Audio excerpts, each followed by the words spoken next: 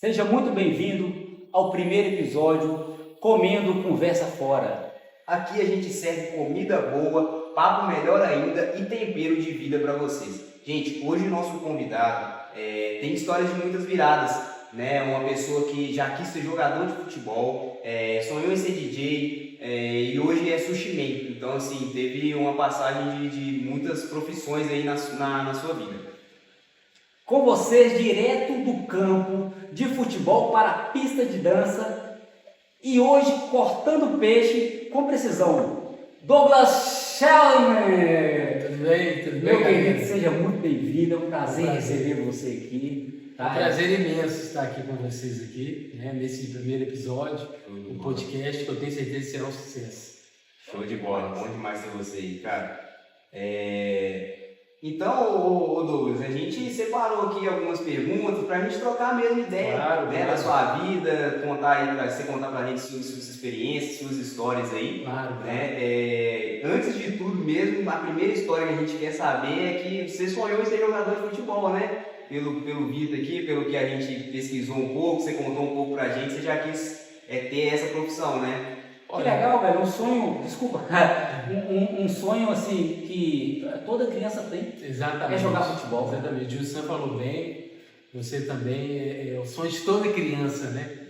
Até porque a criança brasileira, ela já nasce com esse dom de jogar futebol. Então, a minha família também, ela sempre inspirou o futebol.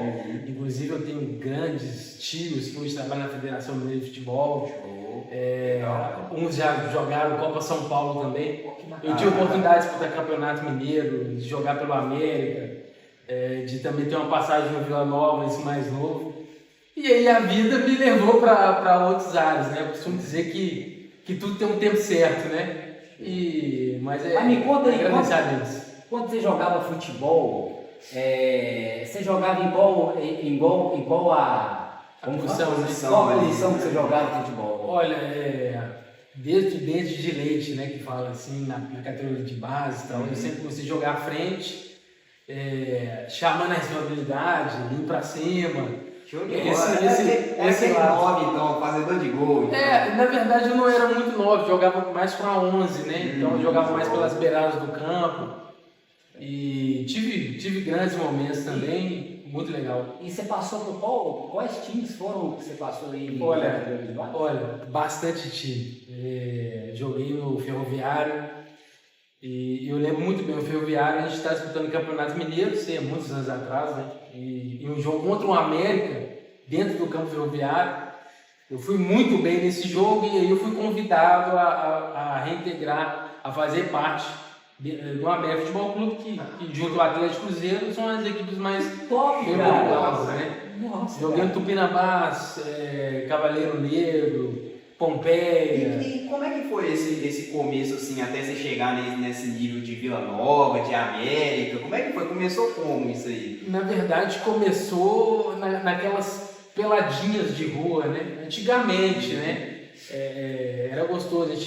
Eu ia para a escola e a vontade era sair logo da escola para poder encontrar com os amigos e bater aquela peladinha na rua sem saída, que a gente coloca o chinelo, né? Então eu tive esse momento e depois eu fui amadurecendo, dá para jogar bola, e minha família respira isso, né? Então sua infância foi top demais, cara. Você divertiu, jogou bola, Com tudo que certeza. um menino gostaria de fazer, né? Tudo que... Olha, e também assim, eu tive um pai e mãe que sempre me apoiou também. Então, assim, eu não tive a responsabilidade mais novo com algumas outras coisas, então pude ser mais livre nesse aspecto. Então, a bola com certeza foi o início de tudo, de uma trajetória. E você tinha mais ou menos que idade nessa época aí? Comecei com 10 anos de idade, 9, 10 anos, né? Então, eu vi o futebol como uma oportunidade de mudar de vida, né? Todo brasileiro vê, toda criança. E mudar de vida, e mudar também a história da nossa família, né? E aí fui amadurecendo. Show de bola. Aí já não bastava ser jogador, você quis ir pro mundo do som, né? Do batidão, cara. Conta pra gente como é que foi isso aí, cara. Você era jogador e do nada E uma coisa, até te interrompendo, uma coisa assim, eu sempre fui uma criança tímida. Sempre fui uma criança tímida. Então a vida me levou para uma área que eu não tinha que ter timidez, cara. Porque assim, realmente, eu jogava bola, tal. E parei com o futebol porque existia uma panelinha muito grande. Eu lembro que eu fui convocado para um jogo na América, né? Já no Campeonato Mineiro. E aí a comissão técnica que estava lá não me colocava para jogar de jeito nenhum. Tal, e eu cheguei a ouvir algumas coisas nos bastidores. Ela falou, pô, eu tô achando que como eu tô sem empresário forte, eu não vou jogar. Então aquilo ali começou a me afastar um pouco do futebol. Então, e aí eu tenho um tio, né? Hoje ele já parou com isso, mas ele era MC. E era MC da antiga, que conheceu muita gente aí, funk mineiro. Eu falei, cara, pô, já que eu tô saindo do futebol, eu vou ingressar nessa área do funk mineiro. E foi uma baita experiência, cara. Foi uma baita experiência. Eu rodei várias cidades dentro de Minas Gerais. Tive a oportunidade de fazer parceria com DJs e MCs de São Paulo, MCs e DJs do Rio de Janeiro. E assim, E foi mais fácil você dominar o toca-disco ou os vestiários? olha, eu posso falar que eu acho que o funk mineiro foi mais fácil para mim. Inclusive, eu costumo falar com bastante certeza, porque quem trouxe o funk montagem para Minas Gerais e Belo Horizonte, um dos percussores fui eu, DJ Dodô BH, inclusive essa galera que tá aí da antiga sabe, e quem trouxe os beatbox do Rio de Janeiro para cá fui eu. E é porque o funk aqui ele era muito concentrado no funk consciente, né? MC Dodô, MC Caçula, que são amigos meus, né? Michel Tucano, essa galera. Então eu trouxe mais essa levada do funk dançante e foi muito bom. Eu acho que dominei mais essa questão da música mesmo. Show de bola, cara. E teve música de autoria sua, né? Teve. Inclusive, virada pro futebol também, né? Que tocou na Itatiaia. É mesmo? Eu não falei pra vocês, mas eu tenho uma música em 2011, onde o América Mineiro profissional estava na segunda divisão e subiu para a primeira divisão de 2012. Então eu fiz uma música, vou até dar uma palhinha pra nós aí, vamos lá. A música era assim: time de guerreiro, Coelhão 2011, Série A do Brasileiro. Então essa música tocou na Itatiaia e tocou dentro dos vestiários também do governo. Foi uma fase muito boa. Da hora demais. E essa fase sua de DJ, você ainda também estava novo quando você começou, né? Claro, isso aí eu tinha 14 para 15 anos. Inclusive fiz uma composição que o DJ Rodrigo Piu Piu me deu maior moral na época, tocou na Rádio Extra. É uma música... Caraca, o DJ Rodrigo Piu Piu. DJ Rodrigo Piu Piu. Mandar um salve aí pro DJ. Quem sabe a gente traz o Rodrigo Piu Piu aqui para falar da... Vai ser muito bem-vindo. Show de bola. E assim, com 15 anos, se eu não me engano, eu fiz uma composição que tocou bastante. Tocou bastante assim nas rádios, que tocava funk. Que era Deus Salva a Periferia, uma letra assim que eu costumo falar que é uma coisa de Deus assim para mim. Eu era muito novo e fiz uma composição que você vê, essa composição deve ter 14 anos atrás. E ela retrata ainda o que acontece hoje. Então, com certeza, foi uma dádiva de Deus. Bacana, então. Mas você vai deixar dar uma palhinha pra gente. Não, com certeza não. Com certeza não. A hora que vocês quiserem. Pode mandar aí já de uma vez. Então, vamos lá. É assim, ó. Deus salve a periferia. Deus salve a periferia. Hoje o mundo é repleto de violência. Ore por nós para aliviar nossa sentença. Então é uma letra, B. Eu aconselho a galera a ouvir lá que vai curtir bastante. Bom demais. Tem no YouTube? Tem no YouTube sim, com certeza. Então fica aí, galera, a dica aí, ó. Música do Douglas, tá? Pra vocês conferirem aí. A gente deixa aí certinho o link, deixa 14 anos atrás, show de bola. Conferir. Show de bola. Então, num determinado momento, né? Você foi pra pista, mas de outro jeito, como motorista de APT, cara. Olha que loucura. Cara, que loucura. É muito louco, né? Porque assim, da bola, pro funk mineiro e pude contribuir pelo funk mineiro bastante tempo. E aí, cara, o que acontece? Eu precisava, essa época que eu comecei a rodar na Uber, eu já estava um pouco saturado de mexer com produção de funk e tal. Embora eu estava em um projeto de uma rádio, né? Eu trabalhei na rádio da Vilarim, 89.1, eu fui DJ dessa rádio Vilarim e também levava MC lá para poder contar da trajetória. E aí... Sem contar também que nessa idade a gente pensa milhares de coisas. A gente quer bastante. A gente quer abraçar muita coisa. Abraçar o mundo. Você não sabe direito o que quer, né? Na verdade. E, inclusive meu pai comentava comigo, pô, Douglas, você tem que decidir o que você quer. Porque você jogava bola, depois você parou, aí você entrou pra música e agora... É porque na verdade eu intercalava também, né? Então assim, eu não saí 100% da música quando eu comecei a rodar na Uber. Eu sempre fui um cara muito audacioso de buscar coisas, né? Eu acho que eu sou leonino também, né, cara? Leonino,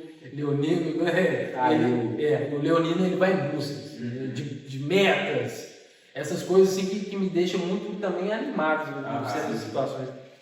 Então eu trabalhava no funk e falei, pô, vou rodar para ver essa experiência aí. Inclusive peguei uma época muito boa, né? Peguei uma época boa da Uber.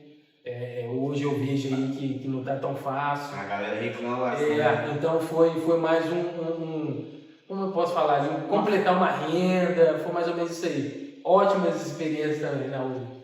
E na Uber, quando você trabalhou, você trabalhava como DJ antes, né? A galera não te conhecia como DJ, já teve algum caso de alguém te conhecer, de passageiro? Já teve, assim, rodar na Uber não é fácil. Vou até falar, essa galera que bate volante aí, tá de parabéns, fácil, tá de parabéns, tem que estar querendo mesmo. E já tive situações de levar MC para fazer evento, né? Porque os caras ainda tinham que contar, pô, Dodô, tô precisando que leve o MC para tal lugar, eu ia. Você fala, pô, Dodô, você tem que voltar, cara. E aí começou a criar esse rótulo que eu tinha que voltar, E aí eu fui olhando outras áreas, né? Porque aí eu comecei a interessar pela culinária oriental. Mesmo com essa influência de você voltar, você gostava de música e tudo mais, você não preferiu não voltar mesmo e ir para outras áreas? Aí você chegou num grande ponto. Sua pergunta foi bem interessante. O que acontece? Eu fazia bastante eventos ainda. Eu tive, cara, um evento, eu não esqueço desse evento, não tem como esquecer. Em Sabará. Eu fui pela rádio 89.1, né? Então todo evento da rádio, o DJ Dodô da rádio tinha que estar presente. Então eu fui, né, para essa rádio, fui para esse evento e, cara, aconteceu uma situação complicada. Teve uma confusão incrível nesse dia, nesse evento, que eu estava lá presente, e situações complicadas, né, de briga. E no final desse evento, parece que o rapaz lá também conseguiu arma, cara, e aí aquele tumulto todo. E eu assustei com aquilo, que eu nunca tinha passado por isso. Falei, cara, pô, já não sei se esse lugar é pra mim. Se vale a pena. Se vale mais a pena continuar nesse ambiente. Novo. Pô, essa época eu tava com 16, Pô, cara, 17, 18 anos. Sua mãe, Douglas, ficava muito preocupada com a situação. Com certeza. Seus pais. Na verdade, minha mãe falava assim, quando eu entrei nesse mundo, foi mesmo, poxa, eu não queria que você seguisse essa área. Mas tudo bem, você é meu filho, você é um cara centrado, você é um cara centrado e tal. Só que eu era muito novo, então os meus pais me acompanhavam para fazer evento. Porque eu era novo, cara. Inclusive, viajei para vários interiores aí que os contratantes tinham que me pagar, eu não tinha conta, então depositava na conta dos meus pais a metade do valor do cachê do evento. Então, assim, depois dessa situação, desse ocorrido, desse evento, eu era novo, presenciei uma situação complicada, eu falei, pô, tô achando que não vale mais a pena. Aí eu parei de fazer evento fora e comecei a trabalhar só no estúdio, fiz um estúdio em casa, só gravando MC. e trabalhei em casa mais ou menos 4 a 5 anos, só produzindo. Caraca, então aí da pista você foi pro delivery, cara. Como que foi isso que nasceu o negócio de sushi? Você se interessou pela culinária japonesa? Você já gostava de fazer aquela surpresinha para sua namorada? Não sei se você tem namorada, mas você já gostava de fazer aquele jantarzinho ou sushi? Como é que surgiu isso aí, Douglas? Vamos lá, né, Gilson? Vamos lá. O que acontece? Eu trabalhava na loja Scala. Foi meu primeiro emprego, foi na loja Scala. Isso pós-Uber já, né? Loja Scala é uma loja de roupa, né? Uma loja de roupa. E aí, cara, eu trabalhava bastante lá. Eu entrei nessa loja Scala, trabalhava bastante. E um grande amigo meu de infância, que a gente jogou muita bola junto, o Rodney, um baita sushi man, um profissional de alta qualidade hoje. Ele chefiou o restaurante Baby Beef, né? Baby Beef até de um amigo nosso, né? Bacana. O Iago. E aí o Roger falou, pô, Douglas, você gosta de cozinhar, porque o Roger frequentava a minha casa, então, pô, a gente fazia lanche, eu sempre fui um cara que gosta de cozinhar, eu sou filho único, meus pais sempre trabalharam fora. Então assim, a correria, eu entendi, né? É lógico, minha mãe deixava tudo bonitinho, mas às vezes ela não deixava. Precisava. Então eu comecei cedo a querer passar o bife, a queimar o arroz, mas fazer. E eu lembro muito bem que eu chegava da escola e eu era apaixonado por batata frita, cara, batata frita e bife. E aí minha mãe falava, Douglas, não, hoje você vai almoçar na casa da sua avó. Eu falei, não, mãe, não, aqui em casa tem mantimento aqui, vou fazer aqui. E era novo. E aí fui fazer as fritas em casa e a gordura me queimou, cara, meu pé. Então, assim, a minha mãe e a minha família sabem que eu sempre gostei de culinária, porque eu sempre gostei de cozinhar, né? Sempre vi ali não uma obrigação, uma coisa bacana. E aí o Roger me fez um convite, cara, você gosta de cozinha, velho? Você gosta de cozinha? Ó, eu vou chefiar o Baby Beef, vou colocar a japa lá, e eu quero te levar pra lá. Eu falei, pô, velho, eu não sei fazer nada. Ele já te chamou para ser auxiliar dele. Exatamente. Então, assim, agora quem vai grelhar a pele do salmão que é você. Exatamente. Eu falei, pô, Roger, mas assim do nada? Não, você gosta de cozinhar, você vai dar certo. Eu falei, pô, beleza. Aí eu lembro que o primeiro dia que eu fui, só observei e ele falou assim, ó, não esquenta. Você não sabe nada, você tá cru. Mas eu vou te moldando aqui, tal. Ele foi um cara muito paciente, né?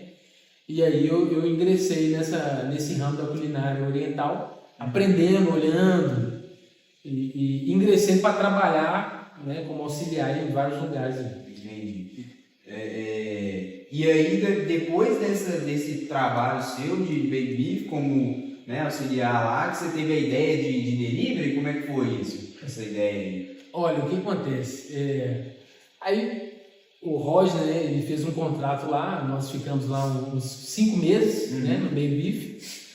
E cara, aí vamos lá, aí é uma história muito louca agora, porque eu saí do Baby Beef, né, e chegava em casa e falei, pô mãe, o negócio é bom mesmo, essa área é boa. Essa área é boa, minha mãe, você gostou? Você gosta de comida, isso mesmo, vai estudando essa área. Eu falei, pô, essa área é muito boa, eu creio que eu vou dar certo. E aí, pintou um restaurante, que hoje ele é sucesso em Belo Horizonte. Na verdade, eu conheci um sushi man chamado Paulo. Inclusive, tem muitos anos que eu não vejo o Paulo. Paulo entrou em contato comigo assim e falou, Douglas, tá abrindo um restaurante na Pampulha, Kenzo. E eu fiquei sabendo que você já faz o básico. Vamos lá, cara, vamos inaugurar esse restaurante. Você vai fazendo o básico pra mim lá, eu vou segurando as pontas e vou inaugurar esse restaurante. Aí, cara, eu encontrei com o dono desse restaurante, que virou um grande amigo meu, Dirley. E eu olhei muito bem que na entrevista o Dirley falou assim, eu preciso de alguém que saiba fazer temaki. Eu preciso de alguém que saiba fazer um bom uramaki, um smaki. E eu querendo trabalhar, cara, o que eu fiz? Sem saber fazer? Tudo bem, eu sei fazer. Ricardo, eu não sabia fazer nada. Eu só sabia grelhar pele e pôr xadrez para cozinhar. Aí foi uma Você história. só queria muito esse trabalho, então, na verdade, né, Douglas, você já falou que já sabia com ele, mas assim, no fundo, você já era um grande sushimeiro, né, cara? Assim, na verdade, no fundo mesmo, eu achava que eu sabia, né? Mas eu não sabia nada. Mas na vontade. Na verdade, eu queria pegar o trabalho mesmo, né? Aham. Então, eu falei para ele que eu sabia fazer esse básico todo. A casa abriu, na verdade, eu comecei a ter dificuldades, né? Uhum. Porque o garçom me impressionava. 4 temaki. Eu falei, caraca, velho, temaki. Como é que vai sair Não, isso? eu chegava em casa, eu não dormia, porque eu pegava uma folha de caderno, eu ficava tão preocupado, e minha mãe, ô, meu filho, você vai dormir? Não, eu tenho que aprender a fazer um temaki aqui, porque o pau lá tá torando, Ah, que bacana. Então você pegou uma folha de caderno, para fazer o temaki. aí você começou a trabalhar o temaki na folha de caderno. Exatamente. Que top, velho. Porque eu comecei a ser pressionado, pô, velho, você sabe fazer temaki? Uai, aquela mesa 4 lá, pediu 2 temaki, eu tenho meia hora. E eu agarrado ali. Então eu chegava em casa, pegava uma folha de caderno, cortava ela como fosse a alga, né? E ficava ali. Até o dia que minha mãe falou, essa sua persistência aí, você vai fazer um temaki. Aí chegou o dia seguinte, eu fui todo feliz, cara. Temaki, velho, vai sair temaki. Vou fazer. Aí a pessoa falava assim, garçom, 6 Joe Philadelphia. Totalmente diferente. Eu quero ver a fitinha que você vai tirar, a espessura e os garçons do 500 em cima. E o dono também. E ainda você não sabia fazer o joey. Pra quem Aí não sabe, galera, o joey é uma pecinha, é o gohan, né? A gente dá uma moldadinha nele, a gente vai e corta um filezinho de salmão, tira, enrola em volta desse arroz e por cima a gente taca salmão, creme cheese, cebolinha. Tem vários sabores, né? Mas o que ele está se referindo é esse. Exatamente. Então, assim, eu tinha dificuldade para fazer um temaki. Imagina tirar o salmãozinho, né? A tira de salmão, né? Em perfeição. Então, eu tive grande desafio, muito desafio nesse restaurante. Mas você se superou, viu, Douglas? Porque, assim, você estava com tanta vontade, Exatamente. você se reinventou. Exatamente. Você teve uma ideia excelente de chegar em casa e trabalhar. Então, Gente, hoje não tem desculpa para quem quer vencer na vida. Exato. Hoje não tem desculpa para quem quer aprender algo. O conhecimento está aí. A gente tem que correr atrás. Exatamente. No seu caso, você preferiu até reinventar do que às vezes entrar no YouTube e saber como que fazer um temaki. Exatamente. Hoje em dia, o conhecimento é muito mais acessível para todo mundo, né? Com certeza. Internet aí e tudo mais. Então... E eu costumo falar uma coisa também, eu acho que a persistência, né? Eu acho que é a chave também. E aí, dentro do Kenzo mesmo, teve um chefe, esse chefe chegou em mim e falou que eu jamais iria chegar ao patamar dele, né? Uhum. Então isso aconteceu e tive alguns problemas com ele. Às vezes eu pegava a faca dele por engano e ele já bateu na minha mão. Então, caraca. só que a vida deu umas voltas aí, bem interessantes até com esse chefe aí. Uhum. E graças a Deus, acho que a persistência faz a gente chegar onde a gente quer. Mano, na verdade, quem que realmente te inspirou a ser um profissional da culinária japonesa? Porque você rodava na pista, foi Uber, né, de aplicativo, foi DJ, jogador de futebol e assim, virou sushi, uma coisa totalmente diferente da gente. É um lado muito oposto, né? É bem oposto mesmo. O que acontece? Eu sempre tive um sonho de depois que eu comecei a estudar alguns restaurantes, eu rodava muito, eu gostava de parar o carro, observar as casas japonesas. Então eu fiz como eu posso dizer assim, bastante amizade também dentro desse ramo, né, da culinária japonesa. Hoje a galera toda me conhece aí, não sabe da minha história também. E assim, eu fui despertando mesmo a paixão pela culinária japonesa, né, cara? Pô, que maneiro, cara. A gente pega o sudaria ali, fazer um bom chari. Eu acho que o maior prazer é quando a gente faz uma coisa que a gente ama fazer mesmo e ver no outro que a gente pode estar inspirando ele e também, assim, imagina, tu faz um prato, olha como que é bacana, tu faz um prato, o garçom leva para a mesa uma coisa que você fez com carinho ali, que vai agradar o cliente ou um amigo. Então, eu acho que isso me cativou muito para continuar dentro desse ramo. Conta pra gente, mano, algo inusitado que aconteceu, alguma lembrança que você tem engraçada, ou sei lá, algo inusitado que aconteceu aí quando você estava no sushi. Você já contou aí que, por exemplo, o garçom te pedia para fazer o temaki e você nem sabia fazer, né? Já teve bastante situações inusitadas, né? Em vários restaurantes diferentes também. Porque, assim, alguns restaurantes têm a linha do à la carte diferente do outro, né? Que é normal. Então, às vezes, você tem uma montagem, né, de um restaurante. Algum cliente, por exemplo, já reclamou de um prato que você montou? Ou já falou que o seu peixe estava mal cortado? Já teve cliente que falou, pô, ontem não estava desse jeito, hein? Né? Hoje está desse jeito. Então eu sempre... Quem que é o sushi man da casa? Quem que é o sushi man da casa? Trocaram o sushi man? Sempre tem, né? Então, e assim, nós profissionais da área, a gente tem que estar sempre também bem receptivo, né? Bem receptivo. Em relação a essas críticas, assim, né? Em relação a isso, né? E além do sushi, você frita um ovinho e faz arroz com feijão em casa? Cara, aí você falou a minha língua, né? Eu gosto de cozinhar. Eu falo, inclusive falo pra minha namorada, eu mando receitas para ela, né, no Instagram, ela manda para mim, a gente ensaia fazer umas coisas. Eu gosto de fazer, então não tem nada melhor do que fazer umas comidinhas. Não é só sushi, né? Você gosta de cozinhar em geral. O sushi é que você transformou numa profissão para você, né? Mas assim, você gosta da cozinha no geral. A cozinha em geral. Inclusive, esse ano ainda, eu tenho um projeto de entrar na faculdade, é um projeto que eu tenho, pessoal e profissional também.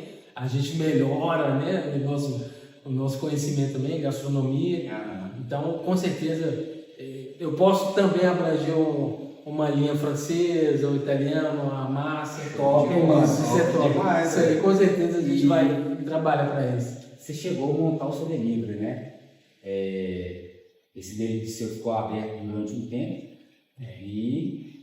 mais para frente você teve que encerrar os trabalhos. E como que foi isso, Douglas? Complicado, hein? Porque na vida a gente tem, né, as alegrias e também tem as frustrações. Tem. Mas conta pra gente aí como que foi essa abertura sua aí, você saiu de sushi man para empreendedor. Olha, hoje que eu estou mais maduro, eu consigo perceber e ter algumas percepções. Eu de fato, eu trabalho, eu auxiliar, sair. Na verdade, eu abri um restaurante ainda como auxiliar. Então, assim, aquela ansiedade de ter o próprio negócio. Querer fazer rápido, né? Exatamente. Tudo tem o seu tempo certo, mas eu quis escalar, sei lá, o topo, a montanha mais rápido. E isso aí me impactou de uma forma enorme, cara, porque eu abri o delivery, eu comecei trabalhando em casa, no delivery, né, o Toshi Japa, inclusive essa marca já tem hoje aí uns 9 anos, tem uns 9 anos essa marca. Comecei em casa, e aí aquela correria, né, pouco financeiro, né, o financeiro é só um sonho, eu tinha um sonho, eu tenho que dar um pontapé inicial aqui. O que eu tenho? A cozinha da minha mãe, o que eu tenho? Minha mãe, vai feder minha cozinha toda de peixe aqui dentro, não. Então você vai fazer a cozinha de fora. Então minha mãe, ela falou, eu vou abrir aqui minha cozinha pra você. Ela tem uma cozinha dentro e uma cozinha fora. Você suja aí, mas depois você limpa esse negócio. Exatamente, assim, aqui dentro nada de peixe aqui dentro, mas lá fora você vai ficar à vontade. Então eu comecei o delivery nessa cozinha de fora que eu tenho, cozinha bem feita, mas era do lado de fora da casa, assim. E aí, cara, o Toshijaba rodou dentro da minha casa 1 ano e meio, quase 2 anos. Quase 2 anos dentro da minha casa. E na época existia Pedidos Já, né? Era um aplicativo, cara, que vendia bem na Pedidos Já. Eu trabalhei em casa ainda com a Uber Eats e iFood também, né? E com certeza você faturava bem mais no seu delivery do que na própria pista, né? Tanto como DJ e como um app, né? Olha, assim, eu tive mais ou menos, eu tive de readaptar, né? Eu não tinha tanto conhecimento de compra e eu acho que isso faz uma grande diferença, né?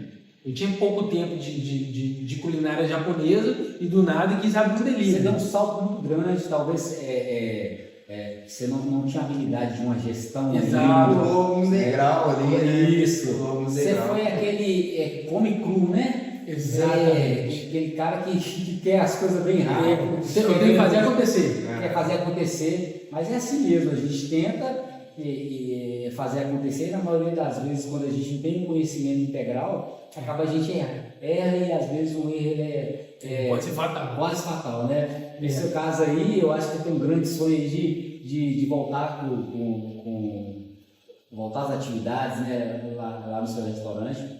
E aí o que acontece, assim, depois que eu fiquei 1 ano e meio, quase 2 anos em casa, eu comecei a ver, poxa, o negócio é bom, E aí a galera pedia e gostava, e olha que a minha montagem era uma montagem auxiliar, é diferente, né, Gilson? Diferente de um profissional. É diferente, você faz um A uramaki. visão é diferente. É um uramaki, mais frouxo, um maki, um nigiri, né, mais complicado.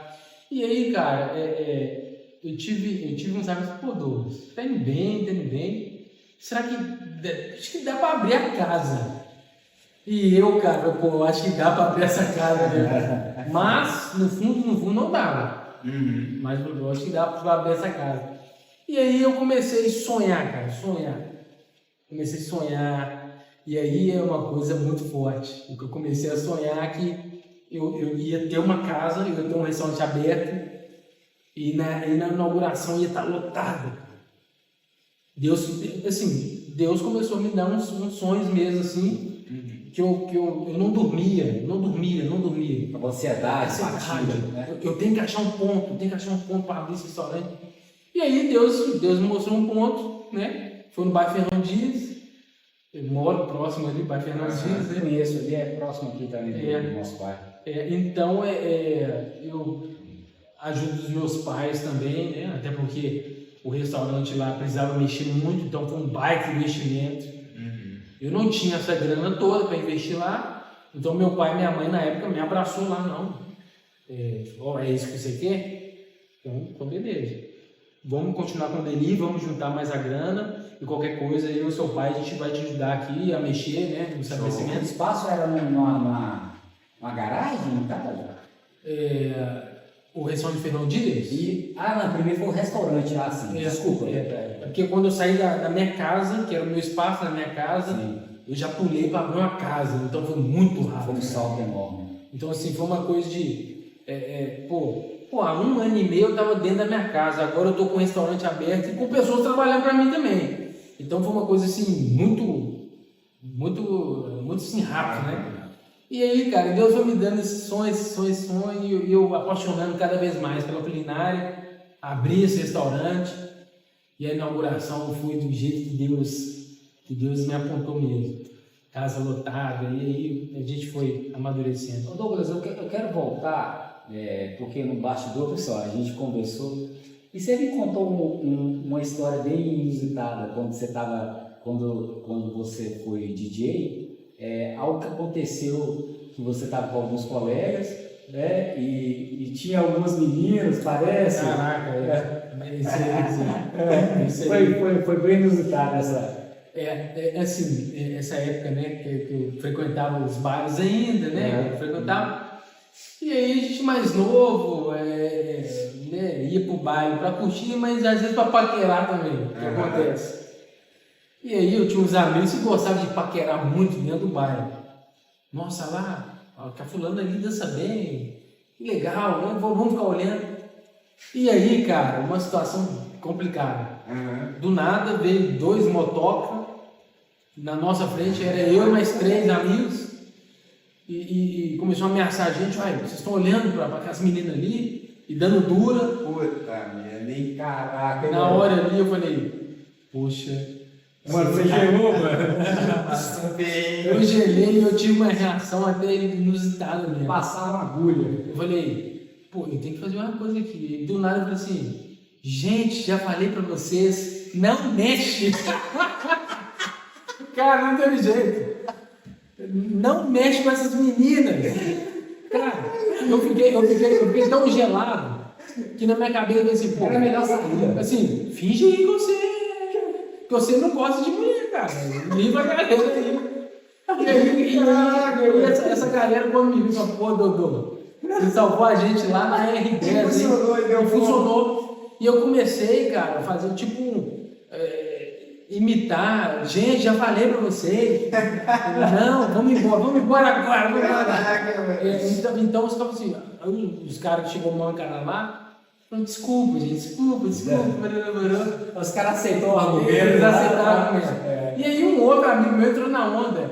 Já falei também. Então ele meio que um foi entendendo o outro. Aí eu falei, pô, gente, vamos frequentar esse lugar. Não dá pra mexer, cara. Não dá pra mexer com uma, até porque a gente não sabe quem são esses meninos, né? Mas bem caraca, cara. mas engraçado. De sangue problema. Meu Deus do céu.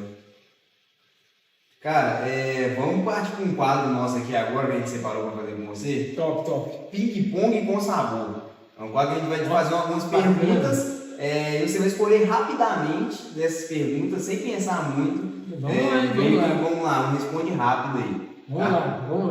Vamos lá. América ou Vila Nova, cara? América. Nigiri ou hot roll? Nigiri, principalmente se é bem feito. Boa. Funk ou techno? Funk. Delivery ou balcão? Cara, os dois. Eu acho que a gente tá nesse ramo, é os dois. Show. Sushi Man ou DJ? Sushi Man. Uber ou bike? Uber. E uma musiquinha pra montar um combinado? Pra montar um combinado? Curte. Demais. Sua jornada, Douglas, ela tem tudo de bom, viu, cara? Tem sonhos, tem garra, né? Tem desafios, tem superação, né? Tem coisas engraçadas também. Que recado você deixaria aí para quem está tentando encontrar uma virada de vida? Eu acho que, não tenho certeza, eu acho que a fé ela nos move a grandes lugares. Então, assim, um grande problema das pessoas, de algumas, é que às vezes as coisas não saem como elas querem, né? Desejado, que faz parte. A vida é desse jeito, a vida ela nunca vai ser constante, a vida ela vai ser inconstante. Então, eu costumo dizer que é importante a gente acreditar em Deus primeiramente, né? Eu acho que quando a gente entrega as coisas, os sonhos, os objetivos na mão de Deus, demora, mas não tarda. Assim, as coisas acontecem. E às vezes a gente pensa, poxa, tá difícil, hoje foi complicado, hoje eu acho que tá tudo perdido. Eu acho que é importante a gente entender que tudo tem seu tempo certo e que o amanhã ele é sempre melhor do que o hoje. Então é muito importante as pessoas terem essa ciência que o amanhã ele é sempre melhor do que hoje, porque Deus dá pra gente essa condição de sonhar no dia seguinte, né? Então, quando eu comecei a entender que os problemas que eu tive, bastante problemas, né? Pessoais, profissionais, tive loja que fechou e aí eu trabalhava para mim, né? Então, assim, depois eu tive que sair para trabalhar para outras pessoas, né? Bom, porque eu sou um cara muito observador, então eu acho que, pra você ver, Deus vai moldando as coisas de uma forma incrível, porque assim, até voltei nesse assunto, quando eu abri o meu negócio, o que eu sei hoje, para mim saber hoje, eu tive de fechar o meu negócio, eu tive de sair do meu negócio, sair de uma área de conforto, né? Era o meu negócio. É lógico, eu fazia tudo bem feito, mas eu trabalhava relaxado no meu negócio, era o meu negócio. Sim. Então eu tive que sair da área de conforto e conhecer outras áreas, e conhecer formas e técnicas. Então, assim, se eu fosse um cara de pouca fé, eu tinha jogado isso por alto. Pô, Deus me permitiu abrir um negócio e ele fez eu fechar o negócio. Não, eu vi pelo outro ângulo, cara. E eu tenho pessoas próximas que falam, pô, velho, hoje era pra você estar desse jeito. Não, cara. O que aconteceu comigo era para ter acontecido. Eu sou muito grato pelo que aconteceu comigo. Deus me deu a oportunidade de abrir um restaurante com 19, 20 anos de idade. Era novo pra caramba. E eu fechei, mas não é porque eu fechei que eu não vou reabrir. Hoje eu vou reabrir ele muito mais forte.